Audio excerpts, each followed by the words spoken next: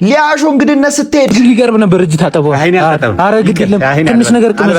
አረ የምር እሺ ያቺ ልጅ አወቃት እንዴ? ጎረቤት ወልዳ አጣራኝ ማፍስ አልጠራችም።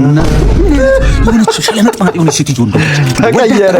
አግብታ ምን ብላ እንዴ? አፍስ አልታጠም ማለት አፍስ ትንሽ እና ከሷ ሴትዮ ጀምሮ እኔ ባለፈ ያቺኛው ልጅዋ እንኳን ስድር ማለት እንዴት አጣራኝ? ከባለፈ ጀምሮ ማለት ሊያዬው አቶ ሊያ ገላን ታጠብ።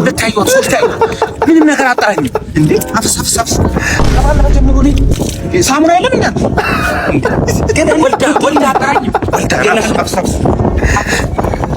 ማለት ቆሻሻ የሆነ ሰው እንደሆነች እናቴ